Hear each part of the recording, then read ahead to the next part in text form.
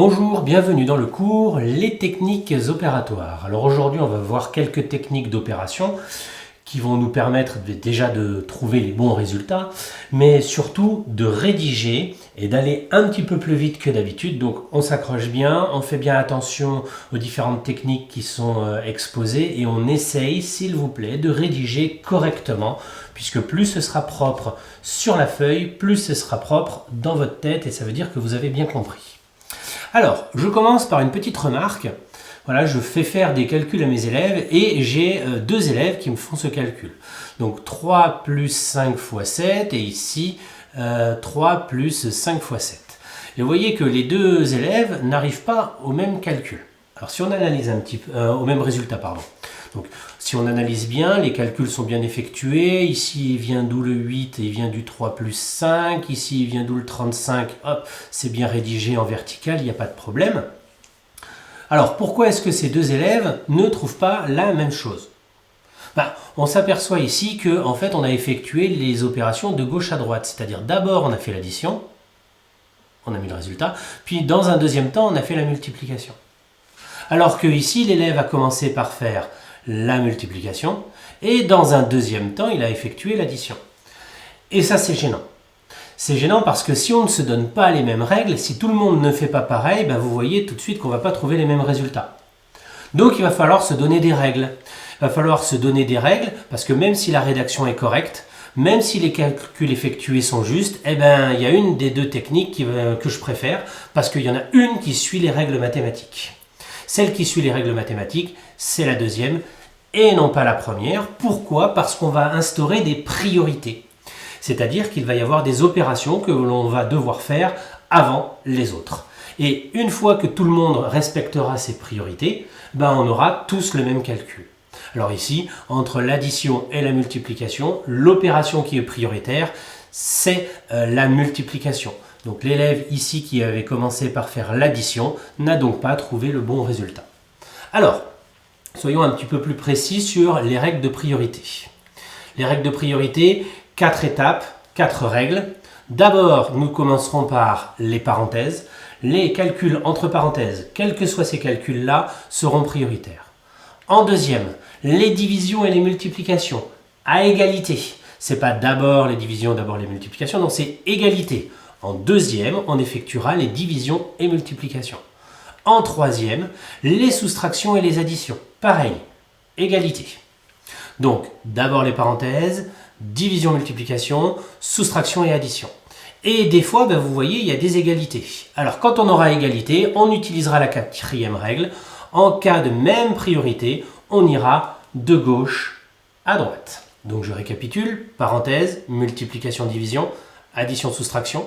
Et si jamais on a une égalité de priorité, on va de gauche à droite. Alors tout de suite, sans prendre le temps, des exercices et des exercices où les calculs vont devoir être correctement rédigés.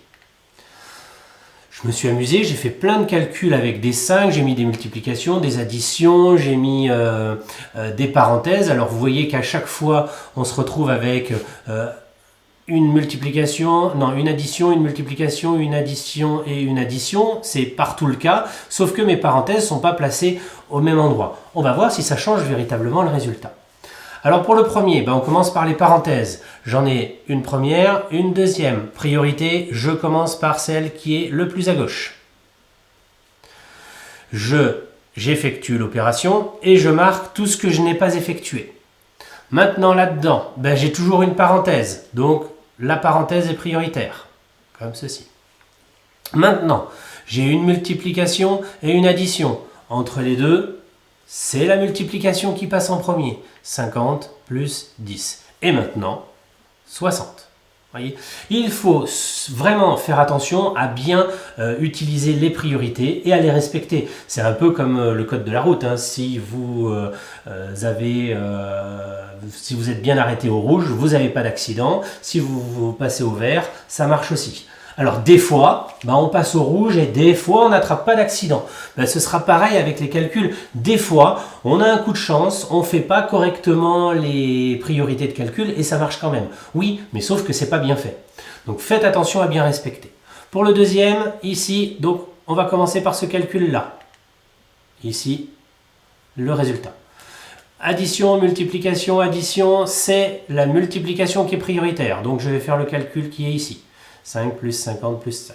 Ensuite, j'ai une addition ici et une addition ici. Égalité, donc je commence par celle de gauche. 55 plus 5. Et ça fait 60. Alors on se dit, tout ça pour ça, le premier on trouvait 60, le deuxième on trouvait 60, donc on va toujours trouver 60. Non, pas forcément. Regardez bien. Le suivant, deux parenthèses, une à gauche, une à droite, je commence par celle de gauche. Puis dans un deuxième temps, je refais une parenthèse, je fais celui qui est ici. Puis maintenant, une multiplication et une addition, c'est donc la multiplication qui est prioritaire. Et ensuite, je termine par l'addition. Et donc, on ne trouve pas toujours la même chose. Allez, le dernier, ici, alors un petit peu plus complexe, dans cette parenthèse, j'ai addition et addition. Je commence par celle de gauche. Puis dans la parenthèse, celle de droite. Puis maintenant, j'ai addition-multiplication qui passe en premier, la multiplication. Puis je fais l'addition. Voilà. C'est une règle qu'il faut absolument connaître. D'abord, je fais les parenthèses. Ensuite, multiplication-division à égalité. Ensuite, addition-soustraction à égalité. Et si jamais j'ai une égalité de priorité, je vais de gauche à droite. Alors, comme on est dans le technique opératoire, je vais rajouter un petit quelque chose. Je vais rajouter un petit quelque chose qui fait appel également aux priorités opératoires, mais qui va nous permettre surtout de calculer un petit peu plus vite dans des cas très particuliers. Par exemple, alors ça s'appelle la distributivité. Alors par exemple, lorsque je fais 99 fois 15 de tête, c'est assez gênant parce que moi la table de 99 je ne la connais pas. Sauf que je vais me dire, tiens, 99, c'est pas loin d'un nombre connu qui se multiplie bien, c'est pas loin de 100. Donc, c'est 100 moins 1 multiplié par 15. Et donc, au lieu de faire un calcul, je vais plutôt en faire deux. Oui, mais ce sera plus simple, parce que le 15, je vais le donner à 100, et le 15, je vais le donner à 1, comme ceci. 100 fois 15 et 1 fois 15. 100 fois 15, c'est facile, il suffit juste de décaler la virgule, et 15 fois 1, c'est facile aussi. Et donc, ça me donne le résultat, alors je ne l'ai pas marqué, mais ça doit faire 1485. Allez, on continue. Même chose pour celui-là. 102 fois 22, de tête, je ne sais pas le faire. Oui, mais sauf que 102, c'est pas loin d'un nombre qui est facile à calculer. 100, et donc 100 plus 2. Je vais faire la même technique. Le 22, je vais le donner à 100. Le 22, je vais le donner à 2. Et ce qui va me donner un calcul qui est plus facile, puisque ce calcul-là, je le fais sans trop de problèmes, et ce calcul-là, je le fais sans trop de problèmes. C'est une petite technique qui s'appelle la distributivité, qu'on peut utiliser dans des cas un petit peu particuliers. Alors, à vous de jouer. Comment est-ce que vous faites celui-là? Le premier, en fait, on est sur du 100 moins 2 fois 5. Et donc, le 5, je vais le donner à 100, le 5, je vais le donner à 2, comme ceci. Et comme on a vu les priorités, 100 fois 5, 500, 2 fois 5, 10, ça revient à faire 500 moins 10. Calcul que je peux effectuer sans calculatrice. 201 fois 7, 201 fois 7, c'est 200 plus 1 fois 7. Donc le 7, je le donne à 200, le 7, je le donne à 1. Vous voyez, il y a cette technique de distribut. Le 7, je le donne à, le 7, je le donne à. Ça tombe bien, ça s'appelle la distributivité. Ça fait 14 avec 2 zéros, donc ça fait 1400. 1400 plus 14, 1414. Alors, on l'utilise beaucoup dans ce sens-là, mais parce que dans l'autre sens, il faut vraiment que les nombres soient bien choisis, regardez. Alors là, on a des choses qui sont un peu plus complexes, mais sauf qu'on s'aperçoit qu'on a un x7 et on a un x7. Donc en fait, c'est dans le sens inverse. 7, il a été donné à 19 et 7, il a été donné à 1. Donc, au lieu de le faire de là jusque là, je vais remonter dans l'autre sens. Je vais faire de là et hop, je vais remonter ici. Donc, ça veut dire que je vais mettre 7 en facteur commun et dans la parenthèse, je vais mettre 19 plus 1. Il se trouve que 19 plus 1, ça fait 20. 20 fois 7, 140. Pareil ici. Oh, je remarque que j'ai un x9 et j'ai un x9. Donc il a été distribué. Faisons le travail dans le sens inverse. Mettons du x9. Et dans la parenthèse, il a été donné à 212 moins 12. Bah, mais après, 212 moins 12, ça fait 200. Et donc, on obtient facilement le résultat. Ça, c'est la technique de la distributivité. Alors, juste pour anticiper un peu avec ce qui va se passer, faire cette technique-là ici, ça s'appelle distribuer, alors que ça s'appelle factoriser. Distribuer, on dit aussi développer, développer, factoriser. Voilà. Donc, ce qu'il faut retenir de cette leçon, premièrement, je connais les priorités de calcul.